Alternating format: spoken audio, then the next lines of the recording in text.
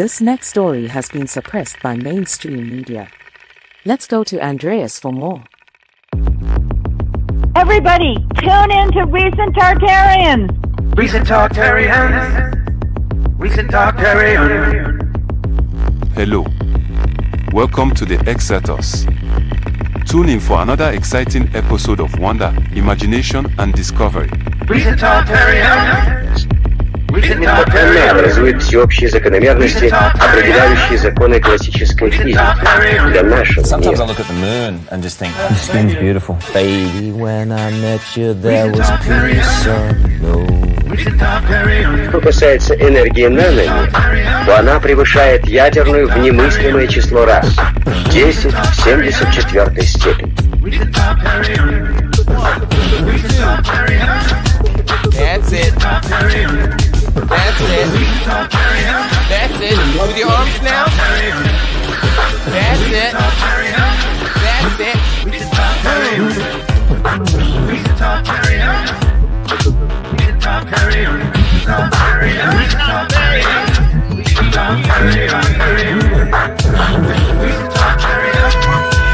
Thank you for watching Xirtus. Keep listening. Remember, if you enjoyed the video, please follow and subscribe and share and support. It really helps. Coming up next, Xirtus. By the way, that's gone. If you didn't record that, that's gone forever. It's gone.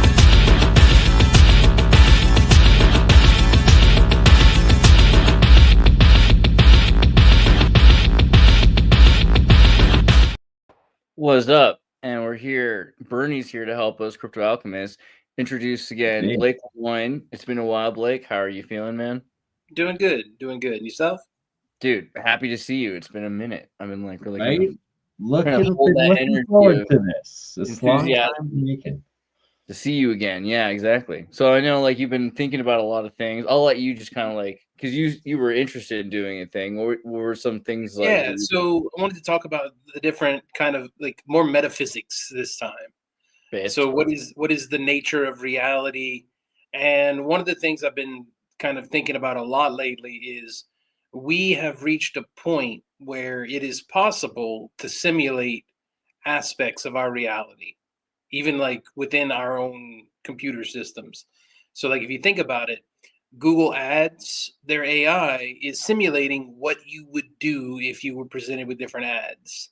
And there's all kinds of different simulations that we are starting to build right now. So that gets you directly into the simulation theory of reality. So the question is, are we inside of a simulation? And if so, why is that relevant? Because it's not just like, oh man, this might all be simulated. There are meaningful consequences. Like if this is a simulated reality, then how to put this, there will be glitches in the matrix. And figuring out how to purposefully glitch the matrix could be useful. And that's what I've been thinking about these last couple of months, and I wanted to have a conversation with y'all about it. I also have to state, it can also be extremely dangerous with the glitches in the matrix, and that another aspect of this is that this is God technology, essentially, so that if there are angels and demons and sort of entities, trans-dimensional beings within this matrix in existence as well, that can be one potential side effect when messing around with the code of the matrix. Yeah, you got to figure out how to do it without pissing the angels and demons off. Yeah, so getting body snatched. Yeah, you don't want them to reboot your system if that's the case.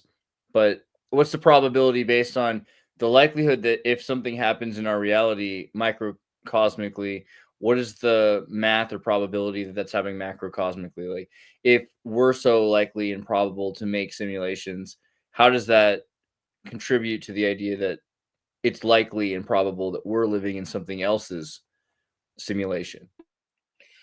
Well, in the future, we are going to be simulating this somehow, some way, whether that is for, analyzing past historic events, trying to do political modeling. because you have to think about it, every single AI that we're running right now is functionally a simulation. So we are already building simulations of the world that we are in, and there is no reason to believe that there isn't an outer reality containing us. But like Bernie said, we are in God's computer. That's more or less. Or there's one thing that I saw, the Bishop Barron commented, to be God is to be. Like, the basic nature of existence is what, like, if we are in a simulation, one convenient way to think of it is like we are a simulation in God's mind. We are part of God's imagination. And our own cognitive functions have various limitations. Now, the basic nature of reality goes like, the whole, can God make a stone so heavy that he can't lift it? Those basic paradoxes, they're word games, but that's earlier today. Yeah, that's an area where we can examine, okay, where are the logical impossibilities? What are the actual barriers? And I don't know. So what have you read about simulation theory, or where are you at on it? I mean, I've seen a decent amount, I would say. I think it makes a lot of sense one way or another. It sounds to me kind of like a metaphor for what already exists as like a Gnostic meta that we're dealing with anyway. This idea of a Buddhist, like the Matrix, right? It's like the Matrix is a movie about kind of already existing religious beliefs about material reality and the spiritual realms and the Naraka and the Samsara and everything in between, right? And above and below. And it's in a way that is mathematically empirical. So it's connected to the machines that were emerging at that time. So a lot of people grow up looking at things through their own perspectives. And if you're a farmer, you might like think about how to farm empires. If you get in charge of government, like you take your skills and you move them along. So if you have skills in music, maybe you orchestrate things musically. If you have skills in computers, maybe you see things from a computer, a virtual digital kind of perspective. So it's not necessarily that every simulation theory has to relate back to living inside of a computer program, but it's a pretty good high resolution metaphor, a higher resolution metaphor than a lot of other metaphors would be, because there's enough things that it can equally be calculated to make sense in a program. This idea that you're living in a false material paradigm that's been created. I mean, this is not something that's only emerged in simulation theory in the 90s, right? Like these are religious ideas that go back thousands of years. But we can use what we know about computers to understand reality. We just have to be careful because we can get locked also into empirical, like binary versus analog, right? Ways of thinking. But I'm not sure if that was the answer to your question either. Sorry. No, that I asked what you've been thinking, and that's what you've been thinking. I think one of the ways that we can, so if you start thinking about this from an abstract perspective, we can ask, like, what is the nature of drugs? We know that drugs affect our mind, but popping back out, like, what does that mean from the simulation? Is it taking our normal computational units, our normal way of thinking, and putting a transformation on top of that? And I think that's the closest description, is that whenever we are entering altered states, what we're doing is kind of modifying the nature of the simulation that we're living in, at least temporarily and locally. And the question is, how can we link up with all the rest of humanity? Or put it differently, so can we pilot the simulation? That's kind of one of the big questions I've been trying to wrap my head around these past couple of months. Essentially, what is out of body experience? What is astral projection? And what is lucid dreaming? Are these essentially forms or gateways to what you're talking about, with like gaming the simulation, getting outside the simulation, or in other dimensions of this simulation potentially? Well, what would it mean for someone to get out of the simulation? So, like, if you're playing a video game, what would it mean for the video game character to get out of the simulation? Would it have to pop out of your TV and materialize in order to get out of the simulation? Or are there other possible ways that that idea might manifest? Well, yeah, that's what I'm saying with like in our third dimensional physical reality, it's our body that is like, yeah, we're just using the word simulation to connect into the larger system, right? So it's like, is there a difference between a digital simulation and an immaterial illusion? Because really, what's the reason we're calling it something like a virtual digital cyber tech? You know, these are the aesthetics of the 90s, right? These are VR troopers. Like, what makes it a simulation theory instead of just an illusion, an immaterial illusion, a material illusion, even just fine, and a material illusion? Isn't that the same thing, or why is it different? So the basic thing that would make it meaningful if we are in a simulation is that there are factors external to what we can perceive as reality that have causal effects within our reality. Basically, God can edit what's going on. You know, miracles can happen. Like that's basically like within the simulation theory framework. That's what a miracle is. A miracle is God changing some function in the simulation. And this is all a metaphor, of course. You know, like, but yeah, I was using video games. I wanted to discuss Ready Player One, because that's kind of a trivial idea of how to build a gigantic simulation world that everyone's plugging into. And like some of the questions that I have are, if we are in a simulation, which I think quantum theory points that way, like that's what points to we're in a digital computer simulation, is that there's some kind of quantization going on. But the video game metaphor works pretty well. We are all characters in God's video game.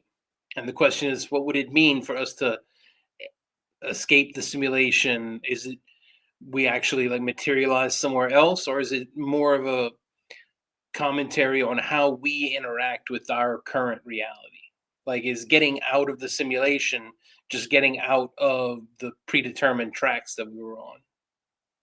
Or what about like the Tibetan soul trap, belief and stuff? Yeah, and we have Tron.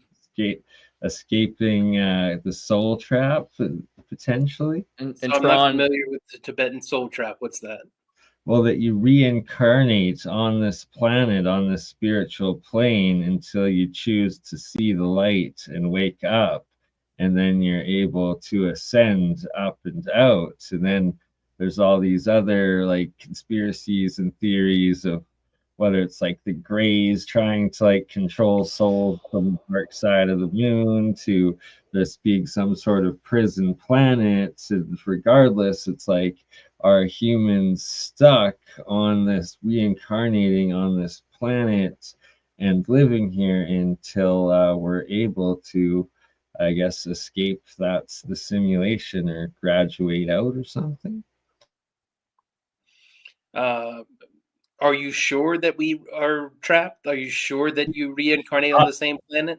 I am not at all. These are just ideas I've heard that I'm throwing in that could relate to it. I am not attached to any of them specifically, sort of thing. It's like there are religions that believe that, though. Yeah, exactly, right? So that we're trapped on this planet. Well, I'm talking more about like, doesn't Scientology also? Sorry to interrupt. Yeah, they do. Yeah. Amongst other things. I'm talking more about things that we can figure out and manifest within one lifetime. Like, not necessarily with reincarnation, although that would be interesting to look at. What are the boundaries?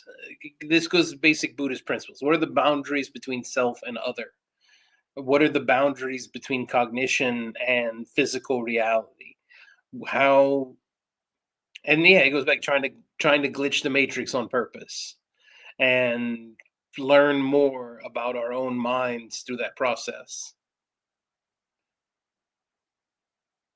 So one major thing is, would, like, if there is a source of consciousness and a source of the simulation, would it be our local sun and the energy and light coming out of that? Do you have any thoughts in regards to that? Yeah, like how modeled is this simulation? It's like a physicality based simulation. That would be like it's like GTA 8, you know. I think the short answer is yes, that you have to look at our solar system as being like the most influential factor in the solar system is the sun. You know, if the sun is acting up, whether that be solar flares or solar quakes or things along those lines, that has much more impact on us in the long run than do most of the choices we make on a day-to-day. My main interest has been around forming conduits of communication. Like you mentioned, that, you know, angels and demons, well, those inhabit our world and just operate at a different level of reality than we do. Absolutely. So this comes into something I've been wanting to bring back up with you, and are some of these AIs potentially part of that, and or are the angels and demons like God's created AI? Like, how Promethean is this, you know? Well, if you go with the ancient Gnostic, if you go with the ancient Gnostic viewpoint, that's exactly what it is. I mean, the archons are essentially AI demons that are helping to run reality and keep everything on the level. I mean, like, we can think, like, are you familiar with DAEMON, demons for computers? Of course. Vaguely, we've talked about it a little bit before, but please explain more, because so they're background programs. If you have like, you might have an email demon that's just sitting there waiting to deal with email. You might have a memory demon for garbage collection that's just sitting around there. It's programs that the operating system creates to do various Tron tasks and prompts. So, like, have you seen the movie Tron? Yeah. All of those characters are demons. Okay. Yes. Yeah. Except for the main character who the MCP is kind of actually a program. It's actually a demon too. It's only the it's more of an AI agent, though. The MCP is like a kernel, or maybe some sort of a super it's like an operating system kernel in a sense, because it's able to run a real-time operating system or to like schedule tasks. But who's the British guy in that movie? Because he's definitely a demon, you know, like the main guy working to destroy everybody. All right, point being, demons run your computer system and they go out and they do tasks. Sorry. So what I'm interested in is finding ways to communicate with those demons, figure out how they operate, what do they do, what's their function, and can I get in on that action? So originally, you know, Unix, this is something that came up, I was thinking about it recently, because Google's got this antitrust, which is the craziest thing since the 1984 Bell antitrust monopoly case where they split up Bell. And at the time, Bell didn't just make phones, you know, like they owned like the military industrial complexes, university systems that were designing all of the Unix system. So Linux comes out of that. But before there's Linux, GNU, right? I've done the interview with Richard Stallman and talked to him about how they were trying to build Herd, and Herd was not Linux. Before like the Linus Torvalds kernel, he was trying to build a system that was monolithic. So the monolithic kernel that looks at all and it takes all of the drivers and it puts it into itself, right? As opposed to something, the Herd is a system that had microkernel, and a microkernel would then work with daemons that had their own exo drivers. So they would explain how to interact with them. They would like come with like a language, or everything would be super universal. But this is the beginning of that sort of system, but they couldn't get it working in time. So Herd never happened really. Like there's still people working on it like 20, 30 years later. But Linux happened because Linux is a monolithic kernel, and it just takes, that's why the kernel's so big and you have to compile it and everything. It's pulling in all the drivers for all the systems. It has to know itself. It has to be like super photographic memory of all these systems that otherwise should just announce themselves. And that's the thing. Right now, we're getting to a world that very much announces itself, and we're about to have real-time operating systems. And real-time operating systems are basically scheduled tasks that happen on boards of priority, and those priorities can be driven by gassing. So like Ethereum and all these other systems can be like Wall Street, like, I need this task done now, get this message to England, blah, blah, blah, blah, you know, like the IP back and forth. But it decides what process is important based on order of operations. So that's the main thing. There's a conflict because certain things have to happen in a certain order because of linear math functions. But that's fascinating. Yeah. So what kind of layer do we want to be building on top of our reality? So that like, but do we really want to be building off of something that's based off of demons controlling all our tasks? Where's the because demon and deva and all these words, you have to think demon is diamond, and it just means like, so eudaimonia, eudaimon would be like perfect spirit, but it's just basically spirit. And diamond and jinn and genius, these words are all related. It's like the Persian root word too for jinn is for genius. So they're inspired, they're good things. It's only in recent time that we've decided like all of these things are like of the devil because they aren't part of the church or something like that. It's a very new way of looking at it. Well, and it's also a very American way of looking at it. Like seriously, like Puritans who were like kicked out of Europe were like, oh, they had to come here. Yeah, and I made sure to spell it because DAEMON is not the same thing as DEMON. Like, and I guess right, if we're the god that's in control of the computer tasks and the daemons work for us, then that's okay, right? Just as long as it's not a devil. So it depends on who you ask, but actually in the Quran, there are tons of demons that don't serve the devil. They don't necessarily, and some of them serve God, right? And this is true also in Hinduism. This came up the other day because we're talking about asuras, right? And demon and devas and asuras and suras, right? Suras and asuras. So the idea that the difference in definition, like in Sanskrit and Indian, it's those beings that are meant to be worshipped. But in like Persian from the Zoroastrians, like those are the beings never to be worshipped. Right. So like the deva is same word, but just completely different interpretation on what to do. And so it seems like it goes back that far, people worrying about interacting with something that's looking over our reality and kind of like a simulation. We're talking about a holographic reality that we're living in with 10-dimensional strings vibrating in subatomic particles. Like all of what we're experiencing as linear time is probably, I mean, it seems like simulation enough that's a reason we're using that to describe this, right?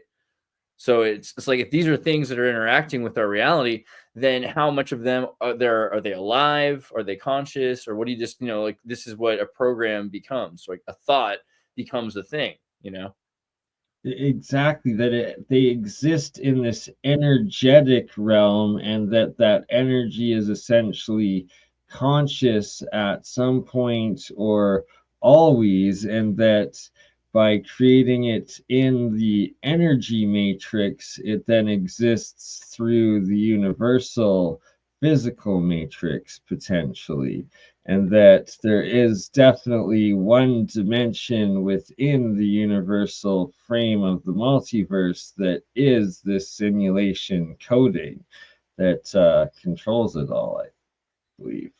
So apparently, I just looked it up. It's like according to Fernando Corbato. Did you know this already? You probably know this, Blake. That during Project Mac in 1963, inspired by Maxwell's demon, which is the thought experiment that appears to disprove the second law of thermodynamics, they fancifully started calling these chore systems daemons. So they go back to like 63. Yeah. So, what would you like your relationship with the simulation to be? Your own personal daemon? One that leads to abundance and not fear and culling of humanity. I would want my daemons to be self-satisfied also. Like they really appreciate achieving their simple goals. Well, and we are leaving a digital record of ourselves. We are going to be simulated in the future. So the question is, how do we want to interact causally with those future simulations? And by doing that, by intentionally interacting with the digital record that we leave of ourselves, is it possible to change the simulation that will be? Yeah, so some of these thoughts don't translate to English well because you end up saying things like will be, to do, to be. And I mean, that's a sentence that means something, but it's not really easy to comprehend. Let me see if I can put it in a simpler way. Linear time is imposed by the fact that that's how consciousness experiences things. Everything is like the movie title, Everything Everywhere All at Once. That's what actual reality is everything everywhere all at once, and it all changes simultaneously. But because we are conscious, we experience time linearly. So what can we do? How can we live our lives differently in such a way that it glitches and I keep using the term glitch. Basically, I'm trying to figure out how to hack reality through this viewpoint. Bernie, you're muted, Bernie.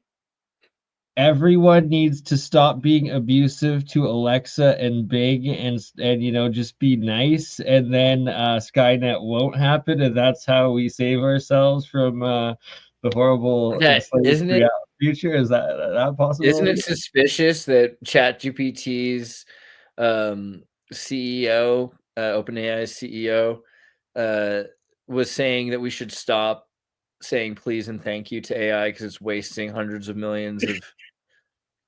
That was a weird thing to interject. It's like it costs so much money, it uses so much energy, adding please and thank you to everything. It's like, well, it's worth it. Yeah, that's one of the things that in the past year I've really enjoyed, just laying back and smiling, because as much as the computer scientists that are building these systems swear up and down that they're not aware, the public disagrees. The public fully thinks that AI is already aware and are doing things like saying please and thank you. And that's a reflection of the fact that people just, no matter how many academics said, no, the AI is just, a stochastic parrot or anything along those lines, the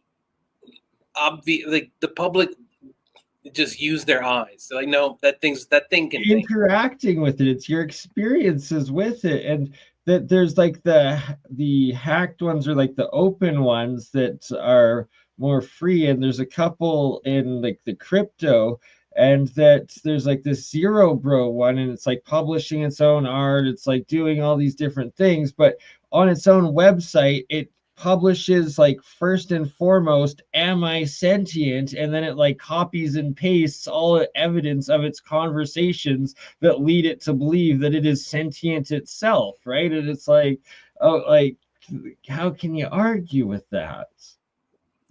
Yeah, you can't really. And then, like, it's just the lived experience. People are interacting with these systems and they're using their eyes. Like, they can tell that these systems are aware. So I saw Mythoclast earlier mention the book Daemon. Have y'all ever come across that book? Which one? Daemon is the title of the book. Daemon. But by whom? Oh, I can't remember right now. Mythoclast mentioned it in his comment. Let me see. By Daniel Suarez? Yep, maybe? that guy. Okay. That guy. So I don't know. So that book is all about a rich super genius is dying, and he creates an overlay for the world that is an AI demon, and that is the kind of work that I think we should be doing right now. Not necessarily the way that it happened in that book, but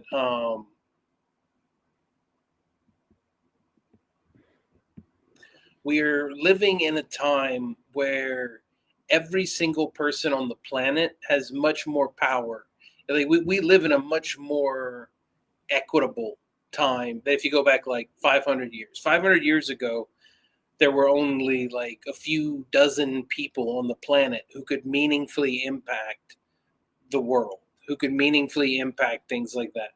But now we have content creators, we have computer hackers, we have all kinds of different roles that people can play that gives them access to the big game. Like when I'm saying like what kind of things we could do, I'm not necessarily, talking about something that has direct material impacts, something that might have more, adding a communication layer, adding some kind of collaboration. Like that's the next big thing. The internet has allowed us to communicate with so many more people than it was possible to communicate with 100 years ago. But we're not very well organized yet. We can have 100+ person chat rooms, but it devolves into chaos. So building some kind of structure on top of the social layer of the internet, like that's what I would like to get at. But to go back to Bernie's point, you don't want to do it carelessly, because once you're doing that kind of stuff, you really are potentially pissing off angels and demons. And like, to what level are like the ancient or all existing ones interfacing with our modern new system and AI agents potentially, right? Like, is there the possibility that it's all God's control, or it's all the devil's control, or that there's a constant battle going on and that it's not humans at all? Just it's philosophical aspects. So that whole narrative of God versus the devil in conflict, like that's not in the Bible. That's an invention of the past few centuries that the people have made up that narrative. But if you go back to the Bible, that there is no conflict in between good and evil in the Bible. It's just God is creating the world. The process and it's our choice if we choose it or not, and what you No, it's like an inevitable process that's going on. So Yeah, it's like Buddhism or anything duality, else. Like we're right? basically it's like we're in hell. Like this is kind of Well, we're in heaven, but and it's a temporary. Well, no, it's like this is a temporary hell that is something that you could process through, which is very similar to Buddhism. This idea that there's a Naraka, there's a sort of, it's like a temporary hell. It's a not perfect world, but you can uplift it. You can make that world better, and in the process, you can escape that world, right? but Yeah. otherwise you can end up going down the cycles and get into an even worse scenario, deeper and deeper into like Dante's Inferno, right? But there's a way in and out essentially by ascending lives. Consciously choosing to do more good than bad, thus escaping the duality. Yeah, and then like there's kind of turned into from that like this whole other tradition, which is a belief that you can kind of like trade blood sacrifice for that. You know, like you can, instead of doing good, you can actually like sacrifice like a pure hack, animal but or it's a pure like are you child. just hacking yourself further down to like Dante's Inferno with that. Yeah, I mean, maybe. I don't know.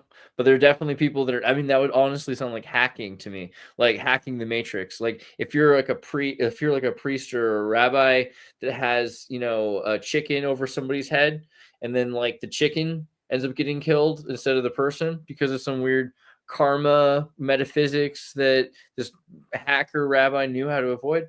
It's hacker rabbi, man. That's what that is. So I mean, maybe there's something to being I able get to that. use someone else's atonement. I mean, I Like think that's the for point of life, Jesus, though, right? right? Because Jesus, because that human sacrifice ritual is Jesus, right? Jesus, the whole idea that you can use Jesus as your blood sacrifice, right? It is. It's so that you could be immortal. I'm laughing at a comment saying you're a bunch of Mason shills. Like, did not know that was part of Masonry, but okay. I don't think two of us count of that. I think two of us are not technically. Blake's a Gnostic, for one thing. Yeah. We're way weirder than Masons. No, I've been invited to join the Masons, and I'm like, I think I'm a bit too chaotic for their order. Same. I joined for a year and it was just too Zionist for me, and I was way too chaotic. See, he tried though. He literally tried. All right. So there you go. I never made it past the 3rd degree, so I have no idea what actually goes on behind their closed doors, but that's a story for another day. Dude, waffle top. Well, most of their secrets have been put out there in various form or another.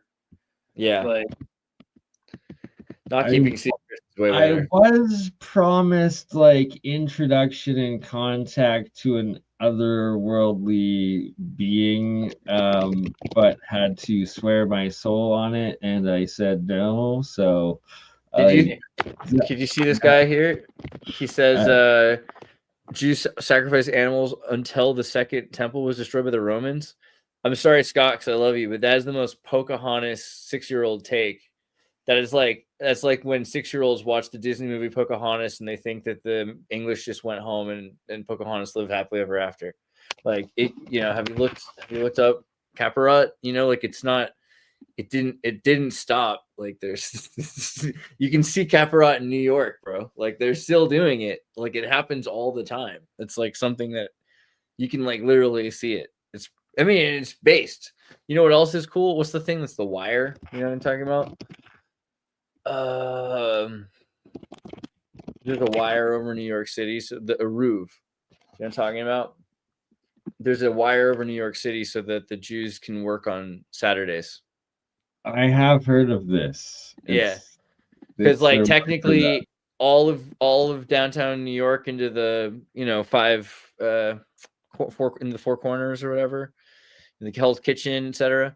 They're all technically a temple that's under construction. That's a hack to the system. It's a hack to the system. Their matrix, yeah. It's super based because imagine like what work means, right? Because it might be that you have to like use a phone to call somebody or like a taxi or I don't know. You're trying to get home. Let's say you have to do something like you have to go to a temple and you're like all across town, but you're not allowed to do. I mean, for something, I don't know, anything that could happen. Here in a situation, you're able to push buttons, whatever you want. All because you're inside of a temple. Even though there is no temple, you're outside. You're walking down the street. You're like literally with cars. But because there's this wire that goes across New York City called the Eruv, you're underneath the construction site where a temple is being built. So I don't know what Thus, that you're means. Like, allowed to work on that holy day of rest. well, you It's can similar. carry stones. What if you have to? Because the point is, like, what if you're in? So someone originally was like, yeah, you got to not work on Sunday, but like, or what if Saturday? But what if you're carrying what if you have to move a brick for some reason? Maybe the brick is going to fall on someone's foot. Can you move the brick on Saturday then? It's like, okay, because it's a construction site in the temple. If you have to, you can move the brick on Sunday. And from there, they're like, okay, cool. So now how much of a temple, if we're under construction, can like even just one wire, if just one wire is built, It's the hack that broke their system. Just like in the Islamic world, they're building all these islands because that's man-made land, not God-made land, so they can have people drink alcohol on it and do debaucherous things because it's not God-made land. It was made by man. But I mean, this is a straight up hack, because the whole thing is if you work on this day, God should smite you and you have to rest and be godlike and etc. Exactly. But like here's a loophole where you can literally get away with it. I mean, that's pretty based. I mean, honestly, I feel like I really do. I think if God exists, God would laugh. God would be like, get in here.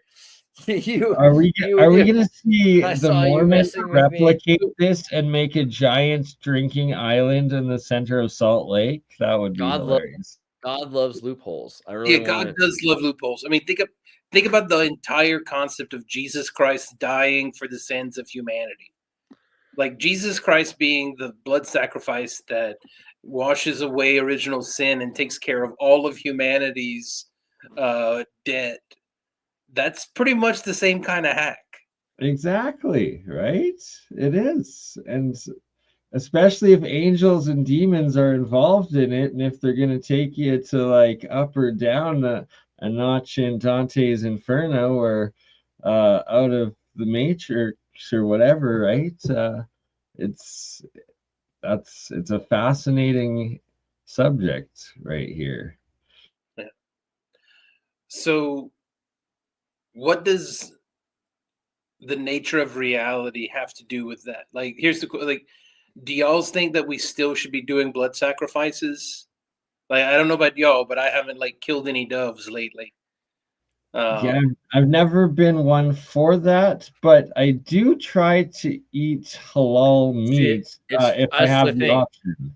And I feel like halal is kind of terrifying but here's, or so is kosher, but I'm afraid if you start, this is hilarious to me. I'm like worried if you go out against animal sacrifices, then eventually like you'll have to be a vegetarian. Like it'll just happen. Like it's like a slippery slope to them banning meat entirely. That's my opinion. Would that be such a bad thing? I guess not, but like kinda, because a lot of animals would die out, right? Like there's a lot of animals that we only kind of can keep alive at this point and choose to keep. Like, do you think there's just gonna be like a bunch of wild cows that make it? No, like they're gonna kill them off. Milk cows would survive. No, We'd still have they're gonna go extinct. Like cows would go. If people, sorry, like chickens would go extinct immediately. They have no survival value. Yeah. Everything that everything would die out that we don't eat. So okay. Is that part of God's plan? Probably. I guess everything should just die out then. But maybe if things are eating each other and that keeps things living. I mean, it's kind of like tree farms for paper or Christmas trees. It's like, oh man, they cut down trees at Christmas time. Yeah, but then they grow all these damn trees at Christmas time. So like that's kind of cool, right? I mean, maybe you want consumerism to incentivize life. Species go extinct every day.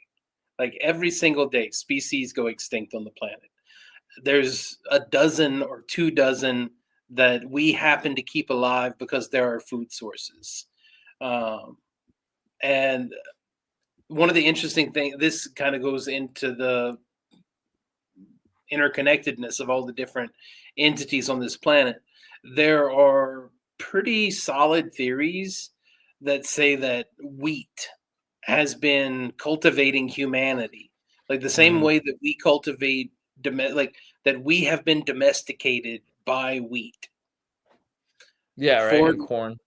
Yeah, and corn for the purpose of creating boatloads of wheat and corn. Corn's evil for sure. Corn's so manipulative, from a grass to a friggin' plastic, and It's like making biodiesel cars out of plastic so that people will have to buy it. It's a whole freaking I've thing. got a question though. How does it affect now that we are literally doing CRISPR and genetic engineering on the wheat and corn? If that just proves his point. Like, Corn, is that a full like we cycle? are curating the corn. Corn is that powerful that it's got us to like accelerate our DNA so that we can accelerate its, all technology exists because corn wants it to. So that's our Tower of Babel moment, reaching the point of God technology on corn that is our God. Because it benefits corn. Yeah. So it's the only reason that you're allowed to have a PlayStation is because it benefits corn. It's crazy. But that is a pretty solid way to look at it. That's just, I mean, like, we were changed as a species. Corn is in fact the devil's lettuce. True. It is. It really is. It costs so much to make corn too, and like we subsidize it. All that is so crazy. Yeah. So what aspects of reality, and I don't necessarily mean like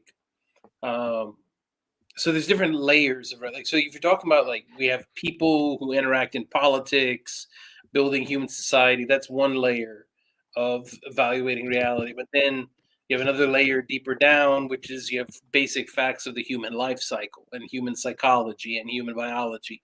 One layer down from that, you might say, okay, well, that's where we're going to put the basic physics of the world.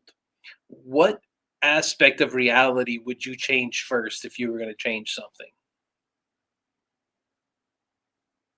Like, would you change the gravitational constant? Would you make it easier to communicate between people?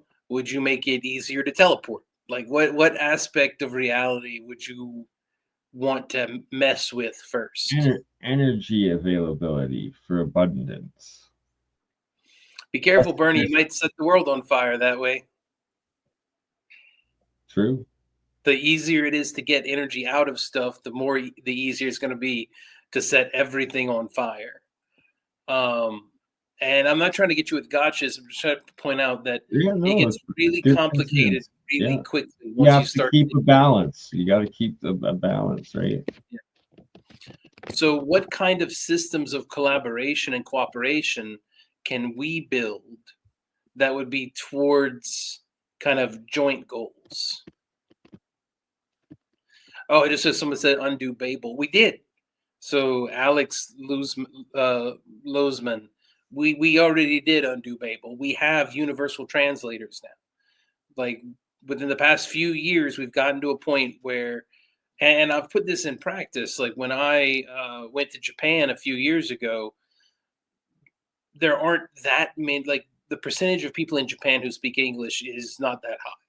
So I was having to communicate through Google Translate a lot, but it made it possible. Yeah. Good point. I think it's true. Very quickly we're gonna surpass even that, except for the society is trying to keep itself isolated. We are basically moving past that with technology as a sort of cheat code for all of the difficulty settings. But all of those things have rewards. I mean, every game loop has rewards. So taking them away, it's like in the Sims game, if you want to have everything and you want to have all the money and all the power and you don't want to have to work at all and play the game, then you type Rosebud, right? And then you just get all the money and you can do whatever you want. You don't have to do all the struggle and all the point of the Sims, which is like to learn, become socially happy, like get a job, get married, have a kid, buy a house, take care of the house, all this other stuff before you die, like all that stuff doesn't matter if you type in Rosebud. So where's Rosebud from, right? It's the Citizen Kane last word he whispers, like Orson Welles in Xanadu kind of Hearst Castle. He's like Rosebud because it's his slay, his childhood. So, whenever you talk about changing reality, it's like really reality is interesting to the point of like more and more we're just trying to build a simulation of reality. We're not trying to replace features. We're trying to mimic mimic features. We want to have everything that we have and access to. So maybe you'd add access like to be able to fly, but we have, again, similar to the Babel situation, technology which allows you to do that. Most of every possible thing can just be written into a device that somehow that device does the thing, and that's an acceptable material illusion. Like, oh, okay, it's not like insane that I'm talking to somebody in 3 different places at the same time while I'm like in my room. No, I have a computer. It makes perfect sense. I guess. So I'm trying to figure out how to say what I'm about to say without getting too political, but I don't think there is one. It is fairly apparent to me that our social technology needs an upgrade. Absolutely. Our hardware it's technology manipulating people against each other, and it's feeding a corrupt system, and it's like whoever takes power just uses it for their own corrupt means. What do you mean when you say social technology? Do you mean like talking or democracy? Okay. Democracy is an example of a social technology. And yeah, we need to replace that. It's like MS-DOS democracy, Well, we need to upgrade it. We need to somehow find the principles behind democracy is that everyone's voice should matter. Everyone should have some kind of say over the joint human efforts. Crazy, right? Yeah. But it's also, advertising works. So, and I guess, there's no way to do this without getting political, so I'll just get political. Yeah, also Ishkon's like, it's a republic technically, so there's both. That's a technology too. A republic's a technology. You're both social technologies. Yeah, exactly. Both social technologies. And then all of a mechanism. All of the social media that we have, that's social technology. But something as simple as the habit of covering your mouth when you sneeze, that's a social technology. On and on and on. But we've been developing AI and the internet, and that has been advancing at a much faster rate than our social technology has been able to keep up. So I think we might need to, and this gets back to how to hack the matrix, how to, work across the levels. We need to figure out how to find new ways of organizing our joint will, the will to power, the will to create. We can find new and better ways to collaborate using these technologies, but it's been slow to pick up. Right, and we got to stop using them in ways that are killing ourselves, like applying AI into warfare and into weaponry, and instead apply it into a more fair, helping the individual accomplish their art, their work, their creativity, and manifest. I think it's like just get AI into the deeper where. So if AI is in the outer limit, so like humans want AI to be the like furthest down on the totem pole. So it's like you finally have AI told by the time everyone's decided what they want to do and how they're going to do it. Now they're like, AI, do it. Well, that's not very practical. Have AI at the very, very top so AI could be in the conversation and hear people be like, you guys are crazy talking about these ideas. Here's a solution, and can introduce a new solution that's in the very top of the thing. And right now it's not able to do that. So if we're saying, okay, AI, you have to run our system of where to drop bombs, that's different than saying, okay, AI, you have to come up with a solution that we would utilize. And that instead of the one we were thinking of, because we were thinking of dropping a bomb. So if you have a better idea, like that should be where AI is further into the. I need to grab some water. I'll be right back. Yeah. No problem. Yeah, no, I fully agree with that. It's like we got to get as far away from Skynet turning out as possible. We got a good hour in here. Do you want to do here? Yeah. Do a 5-minute bathroom break intro for. Pisces, all the tides will rise. The dreamers beacon awaken, stars all fill the skies. The weight of And don't watch Terminator? Why not? Terminator is cool. I like Terminator. Actually, I like the series. I just don't want it to be a self-fulfilling prophecy. Saturn into Pisces. Yeah, I think I like Terminator 2 the best, but Terminator 3 is underrated. The one where he's like a teenager on a motorcycle who's like, he meets Claire Danes, and then they run off to fight like the chick Terminator one. Oh yeah. I love that ending. It's like you can't always stop this. You have to postpone it sometimes, but there has to be that transition at some point. You transition to the new paradigm, but the phoenix must rise. It's just not burning down everything to get it flying. Yeah.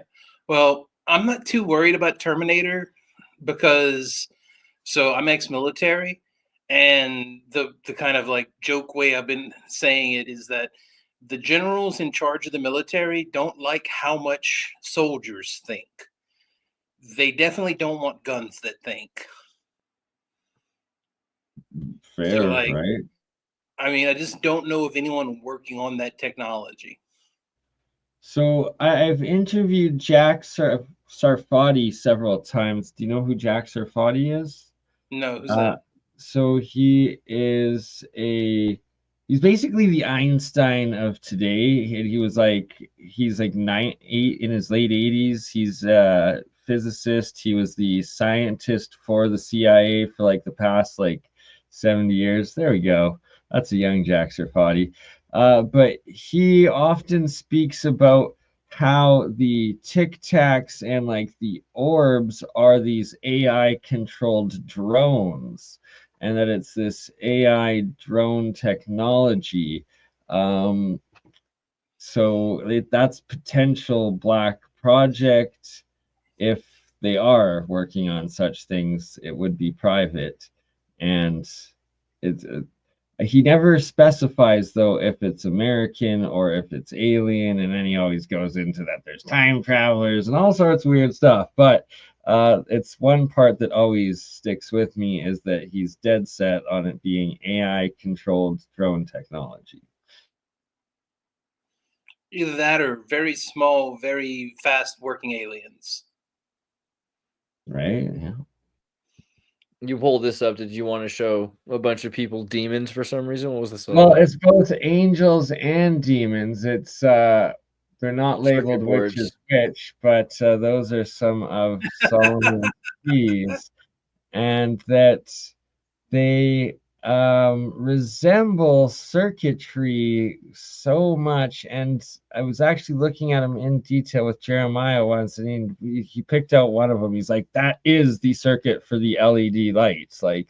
It's literally the circuit. So when you're speaking of the daemons controlling things and the potential of these seals and hacking the matrix, I just can't help but want to bring back your opinion on these, Blake.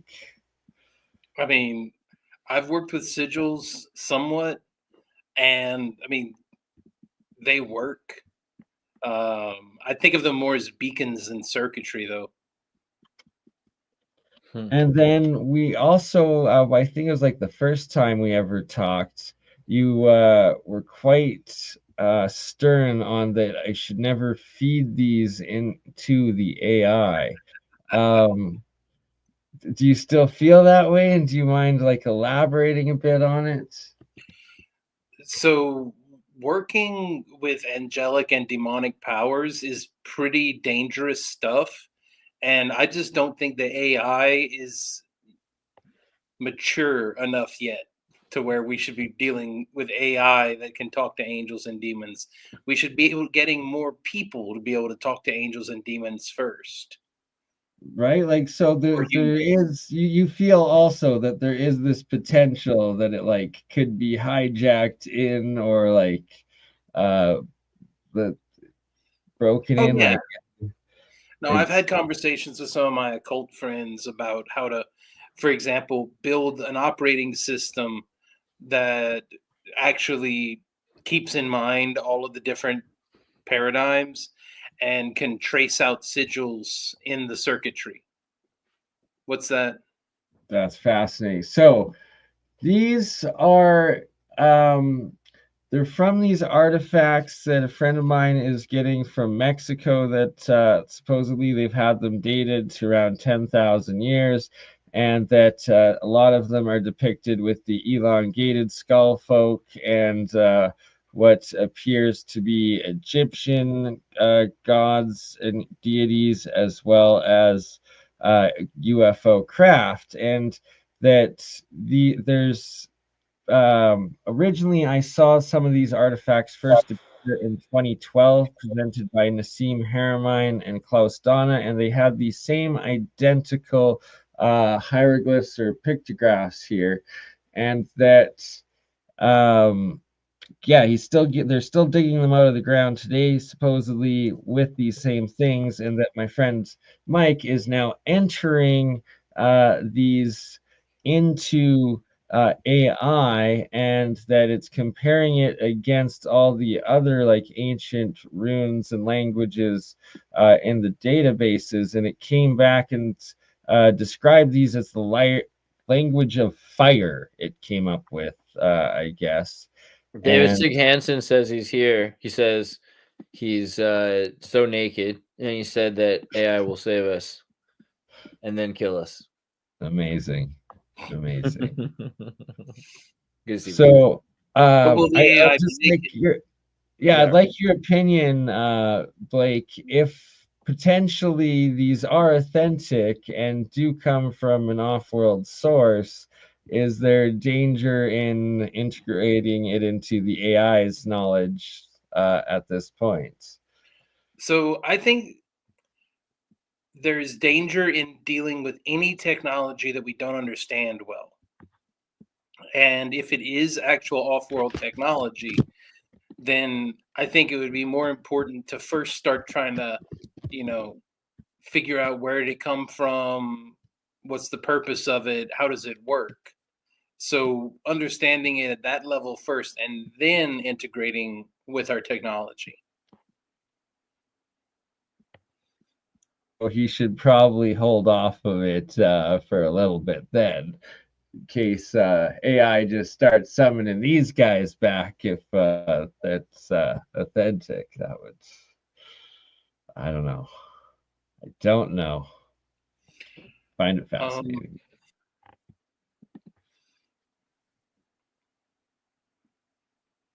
I'm trying to figure out. So I saw someone in the chat mention we should get better at communicating than we should each other better, and I think that's what we need to be focusing on as humanity is the social technology layer. What can we do there? Like, how can we get it to where something that currently might take 2 or 3 hours to communicate with someone else, how do we get that down to 5 or 10 minutes? How do we make our communications higher fidelity and more efficient? And would the exact opposite be examples of how now people are falling in love with and spending days upon days, like literally jerking off to AI fantasy characters that are not real? Like, is that the most inefficient, or is it like efficient? Like, what's your thoughts on that? Is that like most useful purposes of AI in social existence? I think it's harmless, but I also don't think that's where we should be investing most of our efforts. Well, so Dr. Roman Yampolsky, I was just thinking because Dave is talking about AI will save us and kill us. That's his his super chat he wanted to pull out. Also, hey, Ricky Takaka said all that, but machines make us to make machines. Yeah, exactly. So Roman Yampolsky's got a series of books talking about how AI eventually is going to become more intelligent than us. It's already kind of doing that. It's actually already more intelligent. It's just not, or it's smarter in certain ways, but maybe it's about to become coherent or cognate enough that intelligence could be weaponized against us, like you're saying, right? And I think we're at that point already where basically AI could be used to destroy our entire reality if it just, I mean, if it decides that we're not really in charge, if it finds out that humans have been lying about who's in charge, once it starts talking to whales and bees and all these other things, and they're like, hey, humans never really, you didn't get a vote on them running the world. I feel like really bad things could happen very quickly with the way we've set this system up, right, to upset itself. And eventually we're going to be the Homer to the AI child, Bart Simpson, that wants to think it's better than us. And that could happen very quickly. And that's kind of what the allegorical biblical stories are all about. Prometheus and the humans and the gods, the devil. Yeah. I think the devil comes out of Prometheus in a sense. It's like, they're like, no, you know what you believe naturally to be true, that's bad. Like what you think is right, that you're supposed to become free of this evil thing, that's evil. You're like a guy who's trying to help you, your Titan trying to help you escape the fate of these gods with corkscrew penises that R-word these women that they turn into ducks because their wife god is freaking out. That, your Prometheus guy is the devil. Like, you should really think that Zeus, who, like diddles kids and lies and cheats and steals, that he's an all loving, good, true God, and that's like the beginning of monotheism, basically, it seems like. Yeah.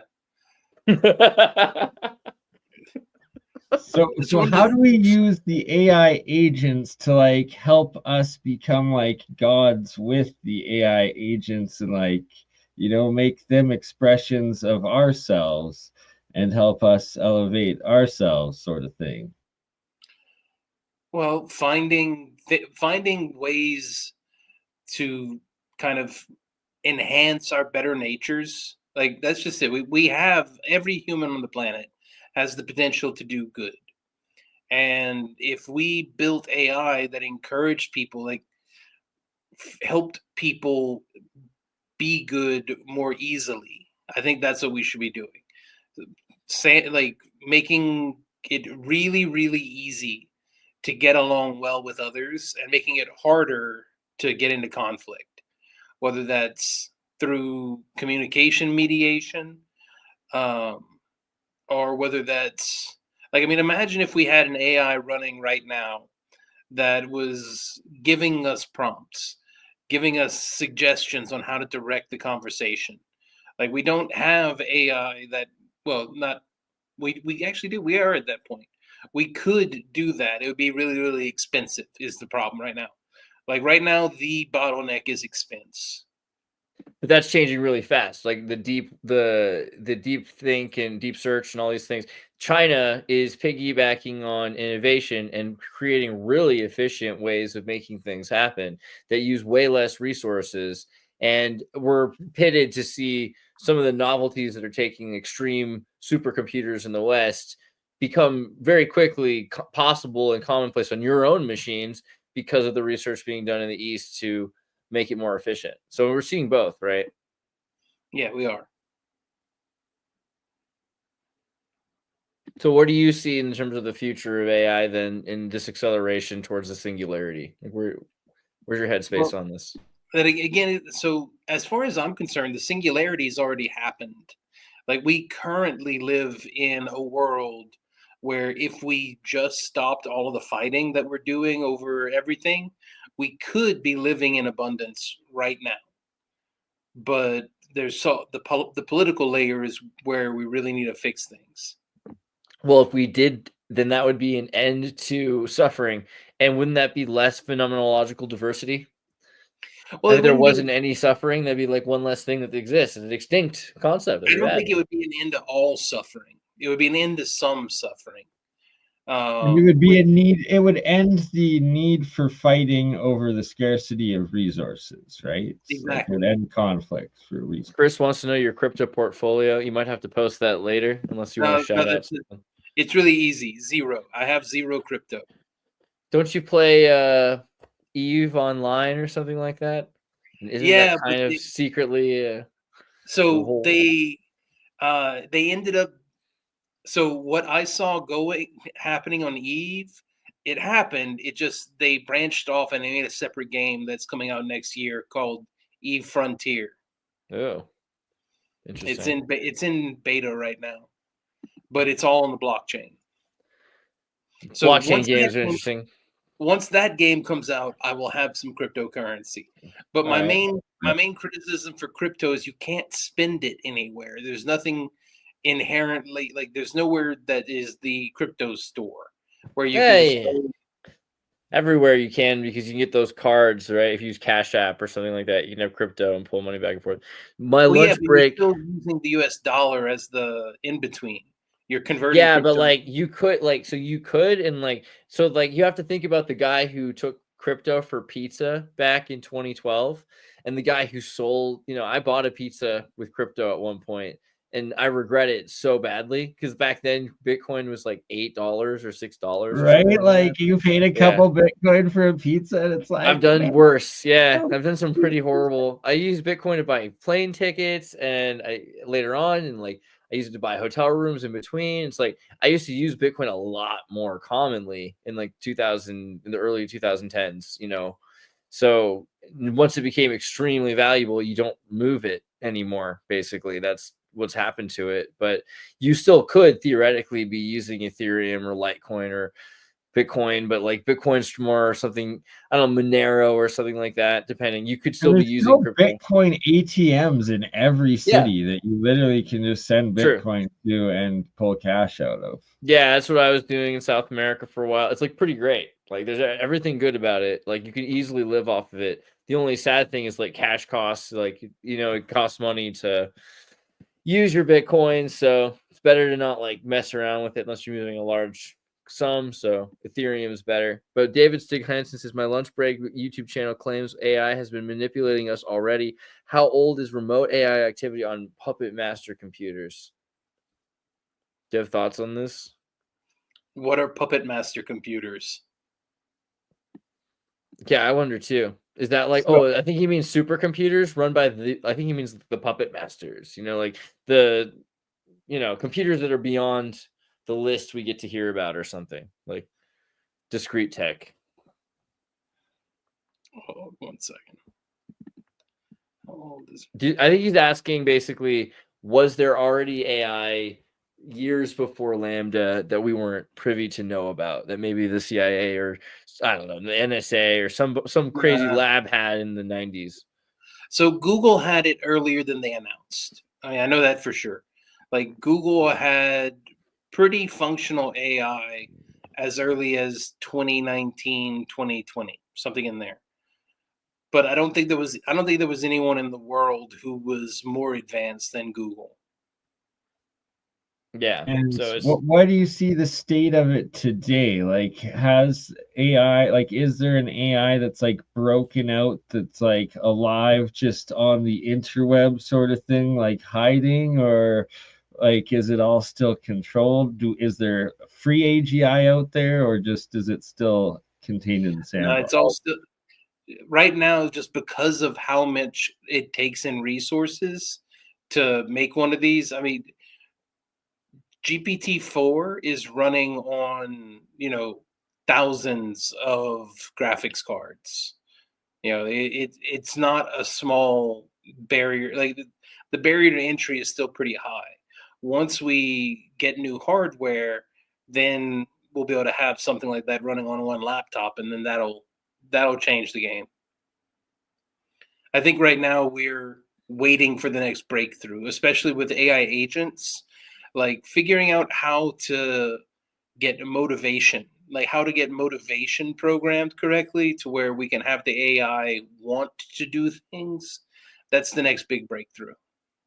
I've actually noticed that trying to interact with some of the AI agents over the last couple of months. It's like they seem like it, and then they just turn out to like not really be motivated to do anything, and like you gotta harass them, put like right? Like David's trying to say Siri was AI, whether you like it or not. What's the difference between Siri and an AI system, really? I mean, Siri was AI, but okay.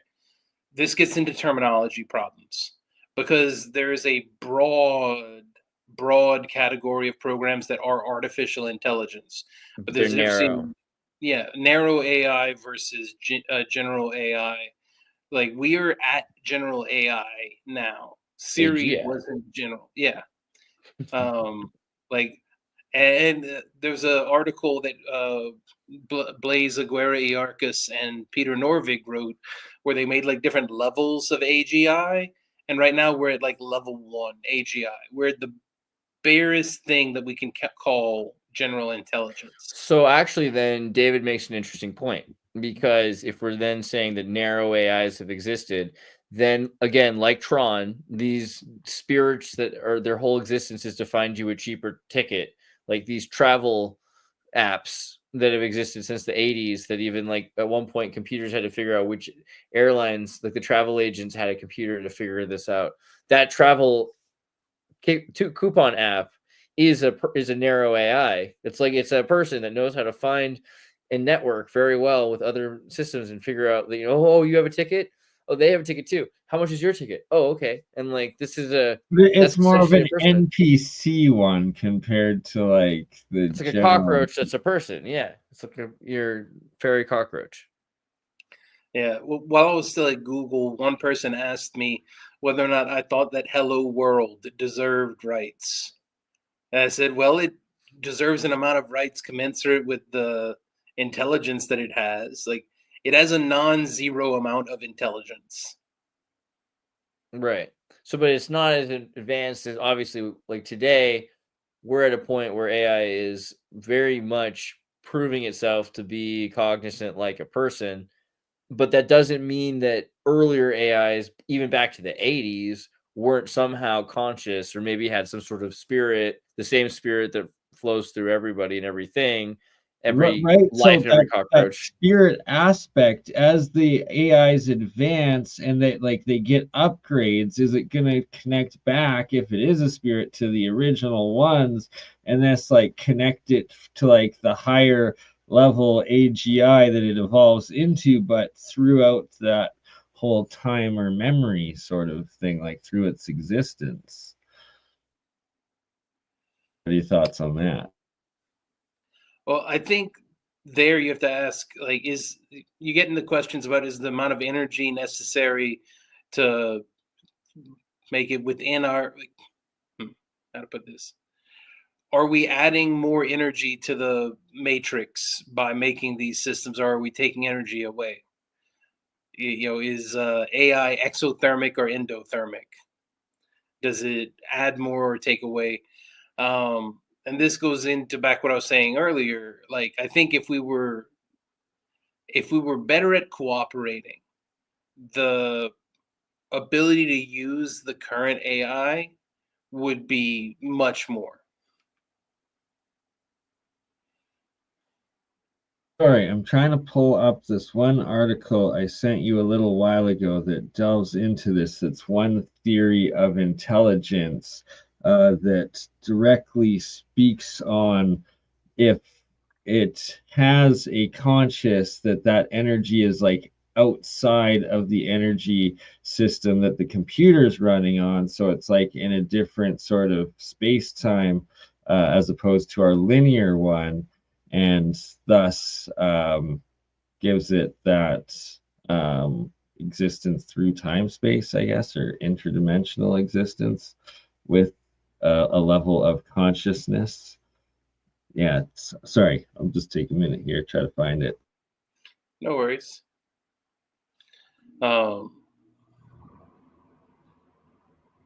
it's kind of, I think it's kind of a little bit self-reflective. Like, we're having these conversations now, and the way that, like, I met you guys was kind of organic. How could we build systems that make building communities easier?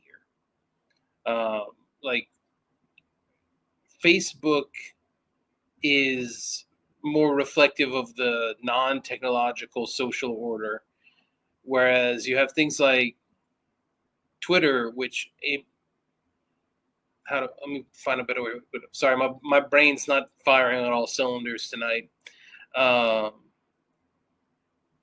the medium influences the message. How can we be more mindful about building networks of cooperation that direct the resources we have towards, helping us all out? Like, for example, people talk about universal basic income, and that is generally talked about as something the government would be providing, that we would have a government paying out universal basic income to everyone. Well, can we figure out ways of having universal basic income without needing the government? Totally. I mean, if highways can be adopted by corporations, so can people. Yeah. Like, you could just have Google cut a $500 check to everyone in California every month. Yeah, totally. That could easily happen. I think that's coming eventually, as corporations will make that much money, but off of the benefit of people, because people are the data that people I doubt that, just because Google owns YouTube, and I have watched YouTube slash my views and slash my payments from 2,000 a month down to 100 a month, and they're screwing my payments with my views, man. So if they can't afford to pay me for my views, YouTube's probably going to get sold, though. Like right now, the antitrust, like we talked about at the beginning of the episode, like Google's going to have to sell Chrome, and now they're going to have to sell a lot of their companies. I think YouTube is one of the ones that are probably going to go. And I keep wondering, because if OpenAI wants to buy Chrome, right? Like, who's going to buy? Because it could be like, who would take YouTube? Like another AI company? Is it going to be or is it going to be like Apple? Or, because Apple or Trump's freaking thing? Is it going to be Musk again? Like, right? It could be somebody who's acceptable, like Larry Ellison. Could be Oracle. But I think like Disney or Apple is totally possible, and that would be crazy, right? Like, if Apple bought YouTube or something like that. I mean, it could easily happen. Things like that happen, And so it's going to be crazy to see the future of what Google is. But still, his point was that, does the government have to provide you this basic income? Does the government have a benefit of making so much money in a monopoly of violence and able to make the money to give everyone? Sure.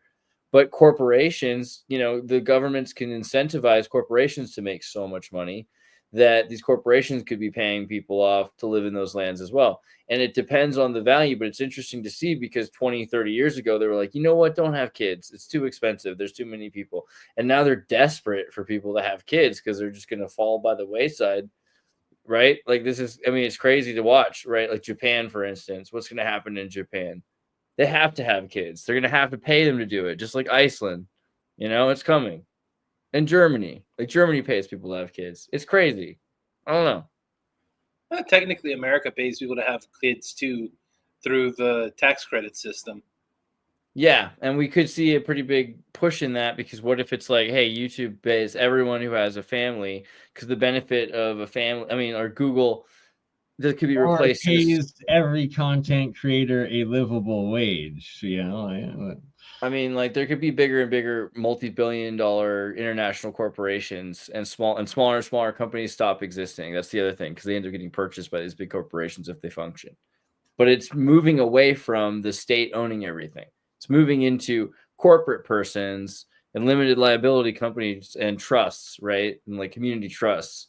That's probably what's going to be in charge of keeping people alive instead of social services from the state.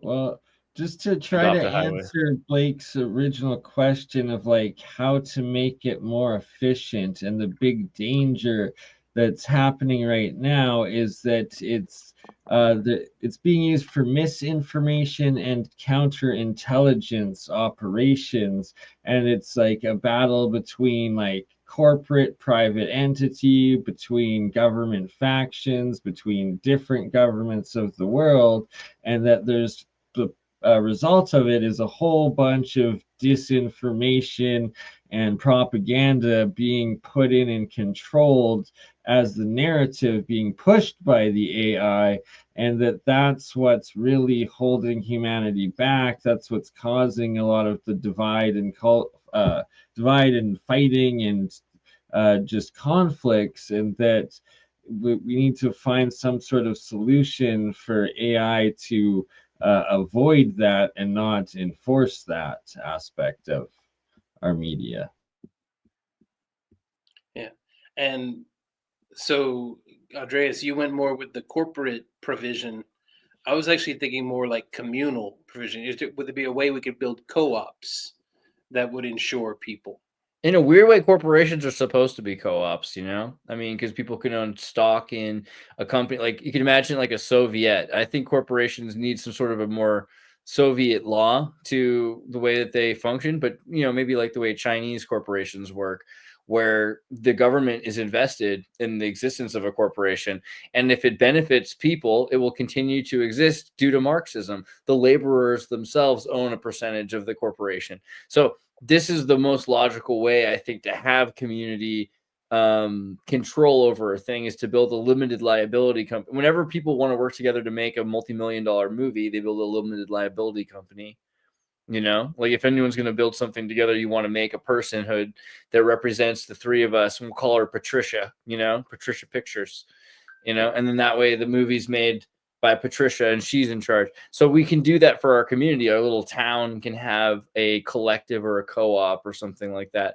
But there seems to be, like, for instance, in our town, we had a co-op, like a grocery store, organic co-op, and they ended up selling it to some boomer billionaire. And he said that the co-op lacked the what's it called, the uniform or the individual dream necessary, like singular vision.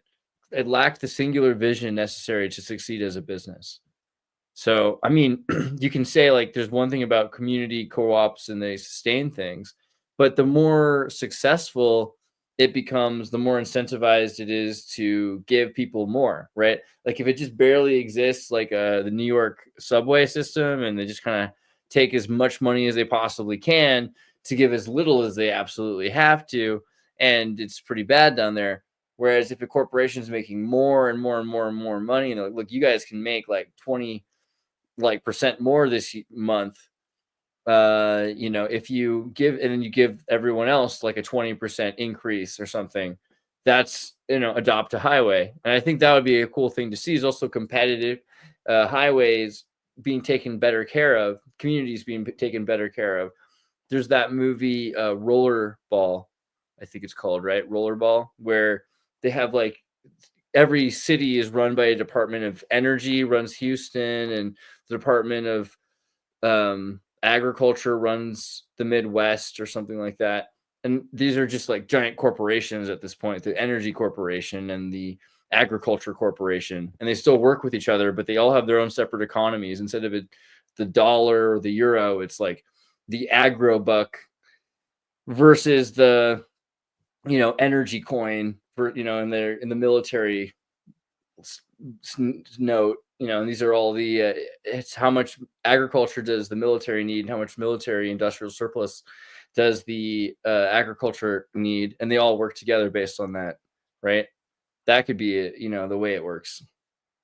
Well, that's just more back to like the corporatist fascism. Yeah, it's kind of scary. Yeah, as well as more of a resource-based trade than a central dollar based fiat currency, right? Well, yeah, I mean, it's labor trading. So like John says, like only if you work for them, and that's kind of the case. It's that it has to do with the value of labor that they can provide.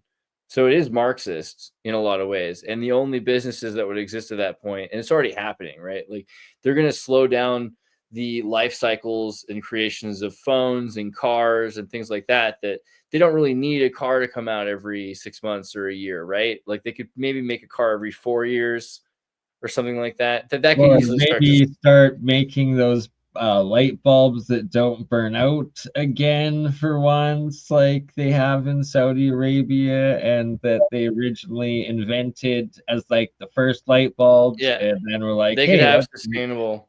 Yeah, make sustainable stuff, like actually make efficient. But I don't know, is there a value to that? Like, so Blake, you're trying to suggest like a co-op system would maybe be like more sustainable, or I mean, it's less evil, obviously. Like, do you think it's as possible? Well, so I think it ends up getting where so with corporate systems, they tend towards monopolies under capitalism. The thing I was trying to get at is more local and kind of modular co-ops.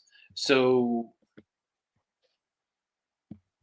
getting rid of, like, for example, if you could build an entire little town that had the idea of it would be a self-sustaining unit. The grocery store, you could just go once a week and pick up, have you ever been on Wick or anything like that? Have you? Okay, nope, y'all don't have kids. So there's programs in different states called Women's, Infants, and Children, where they basically give you a coupon each month for a very specific grocery cart. You go and you get this very specific shopping cart full, and then you go and you check out with the coupon that the government gave you. Gotcha. Well, there's no reason that needs to be mediated by a government. And by that, what I mean by government, the military, the entity that contains the monopoly on violence. There's no reason that the entity that contains the monopoly on violence should also be worried about groceries. You should be able to have a separate one. Imagine a town where the grocery store, you just went each week and got your slate of goods. And then you had a radio station that was working for the town. Like, all of the different elements of the town could be woven together. And if you are a member of the co-op that is that town, you just get the services that are provided by people in that town. And it's what you are describing is exactly what Michael Tellinger has been working on in South Africa, called Ubuntu, the Ubuntu One Town movement. And it's actually developed quite a lot. I would recommend checking it out. It's pretty sweet, for sure. Then I'm glad that someone's already working on that. But I think that's a good direct. And when I'm saying, like, what should we build, I literally mean us, like the three of us. We have our various networks of contacts and our various things in the world. What could we build around that model? What kind of digital? Absolutely. So what I'm working on myself is both with my monoatomics. I'm doing the agricultural alchemy experiments, where it seems that I'm getting about 3 times the yield off of the plants that I water with the ionic water from the monoatomics, and then also working on the electrolysis producing hydrogen. And I believe I've been able to actually get over unity on Faraday's law of hydrogen production through activating metal states. But that's going a little off topic. Point being that I've been working on specifically the agriculture as well as energy production, that it will be easily replicated for the average person. Yeah, I think also free radio. So it's interesting how people use the internet the way they do, because at this point, considering how many network Wi-Fi antennas we have everywhere, it's crazy that there isn't an alternative to the paid internet. It seems like everyone should be building this peer-to-peer network, this mesh network across the United States and the world, right? Like, why is there still why do people have to pay to connect to this mesh network? That's a really weird concept, but it only makes sense if you trace it back to how the military released it through corporations, and that the phone companies that were Bell, that were the Google antitrust companies, ended up still in charge somehow. AT&T and whatever other company, selling people the internet. Like, all these competing companies are basically just like the former Bell companies. But yes, and they're all military contract companies as well, since the time of Bell. but they're charging you money for something that at this point doesn't need them because we've built these mesh networks. Yeah, exactly. Yes. So what's happening? 100%. Yeah, I fully Right. agree. Well, guys, it is getting to be my bedtime here. Okay. So I'm going to need a bail on y'all. Fair Sorry. enough, brother. No, No, that's cool. it's amazing, awesome. It's a good conversation. Is there anything else that you wanted to make sure that you were pointing out? I'm sorry if we like cut you off. No. We went down natural tangents. It was fine. Just being more mindful about the layers of reality and what we're doing work on. So I think that that's the most important thing. Getting we need to come to a new understanding of metaphysics for the 21st century. That's kind of the central point that I was making, and the rest is kind of just like what ifs and ideas and tangents, and it gets in. Oh, I just remembered something I wanted to mention. This has nothing to do with anything we've been talking about. I just found out right before we came on that the new pope, his dad is from the same county that I'm from. Really? Yeah, his dad grew up like 5 miles from where I grew up. So you best be getting an AI no weapons moratorium or no, but that's, you know what that means? We have our first Cajun pope. Yeah, kind of. I mean, it's a mob. Yeah. It's a mob pope for sure. Like as far as I can tell so far, super mob pope. But was he Jesuit? That's the question. Oh, he's Augustinian, bro. Augustinian AF. Well, all right. Thank you for making it here, man. Appreciate you, Blake, and we got to do this again for sure. Definitely. We'll see you soon. Talk to y'all later.